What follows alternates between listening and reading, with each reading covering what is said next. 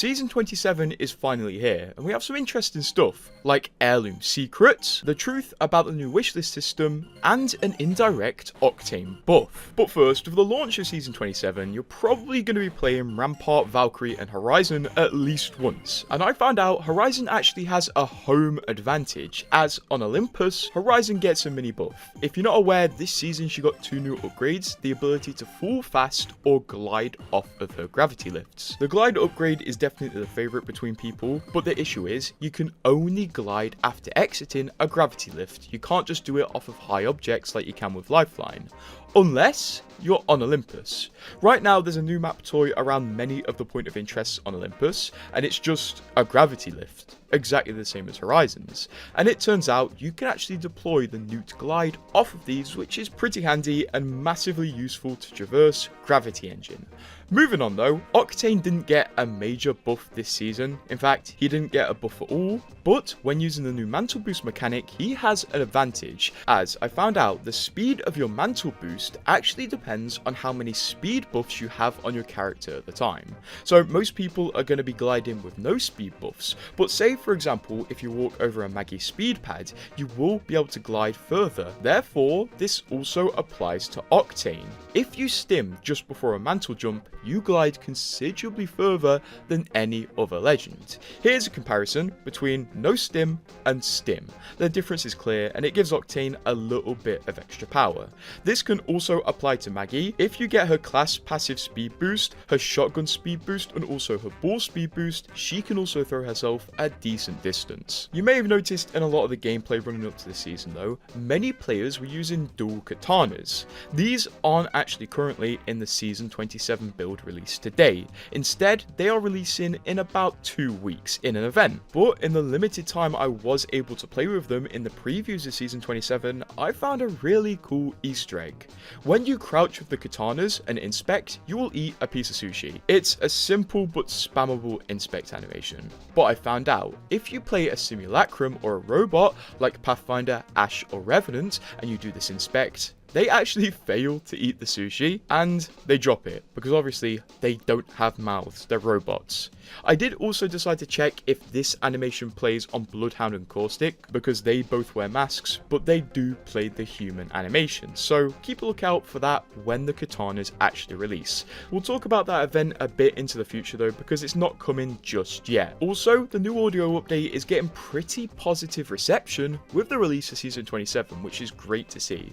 When I was testing Season 27, I had a great experience with the audio, and I even got an example where I could hear an enemy sneaking up on my right when they were about 20 meters away. So the game really prioritizes footsteps right now, and I had a pretty good time with it. But if you do have any issues, post about it and let Respawn know so they can make it even better. But right now, it's great. I'm not sure how people are going to receive the mantle boosting. I'm having a great time with it, but if you don't want to use it, do be aware that you can turn it off in the settings, or you can turn the prompts off and you can customize it to pretty much any degree you want to. So if you want to do normal super glides instead of these mantle boosts, you can totally do that. Additionally, Respawn added a very long requested feature in this season, which is mad useful if you play Sparrow, Valk, or Ash, because right now you may notice in the settings there's an empty bind for a movement key, and if you bind a key in this option, it will become your main movement key that activates movement abilities, like the mantle boost, Valk's jetpack, Ash's dash, or Sparrow's jump,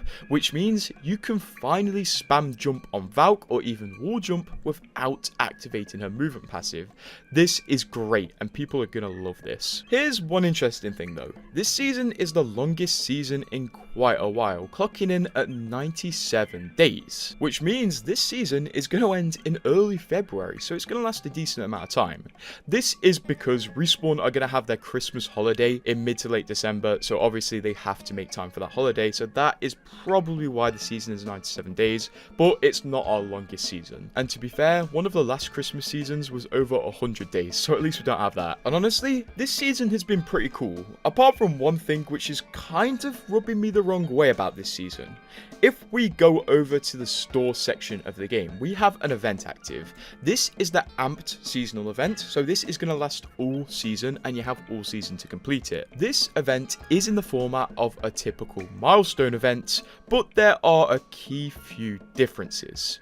First of all, on the good side of it, the packs for this event are actually cheaper. On normal milestone events, the max price of the packs caps out at 1000 Apex coins, while in this event it only caps out at 500 Apex coins. So on paper, packs are half the price they normally are.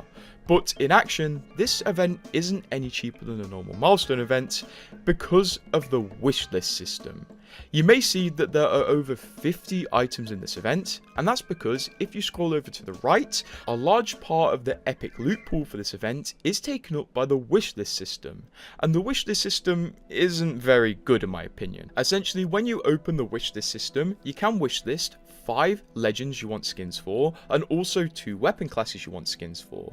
The issue is, when you open event packs and get a wishlisted item, it'll just be from the core pack loot pool, aka normal items, not event items. So this means over half of the items from the amped seasonal event aren't even unique event items, they're just from the normal pack pool despite being opened from an event pack, which isn't good at all. I wouldn't really be against this wishlist system if it dropped event items, but I don't really think it's acceptable that events are now dropping core game items, which a lot of us already own, which means a lot of us are just getting crafting materials dropped instead. I think it should kind of be a rule that events only have event items. This isn't very good. Despite the number of items in this event, over 50 items, it still remains at the same price as typical milestone events, at just over 20,000 Apex coins. So if this is still worth it, it's up to you, but do be aware, wishlisted items are from the core pack pool.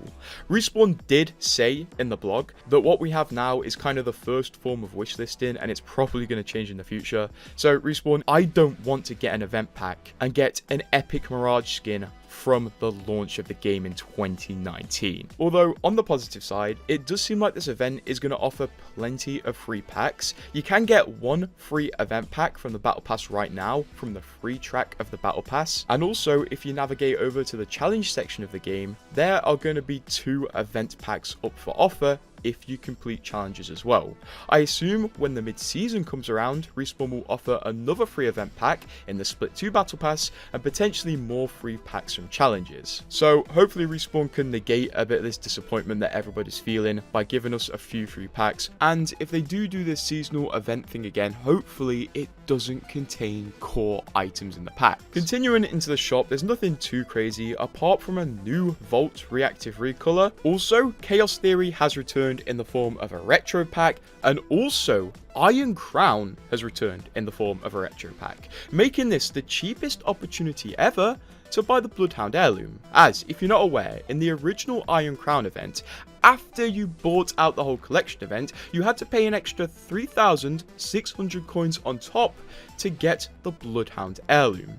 So somehow, for a retro pack, this is the cheapest opportunity for a Houndy heirloom. This season, content-wise, is absolutely amazing. I'm very proud of what Respawn have done, especially with the audio. I found it to be really good. I kind of want to see what everyone else has to say, as I feel like audio also depends a lot on people's hardware. But if you want to support my coverage of Season 27, because I've been working really hard to get so many videos about it out, use code GRRT on checkout on the EA app or the EA web store if you're going to buy the Battle Pass or coins this season, because it doesn't cost you anything extra, while at the same time it supports me. And the EA web store will be in the pinned comment and description. It does allow you to buy coins and straight up battle passes for whatever platform you're on, PlayStation, PC, Xbox, whatever. I appreciate you watching.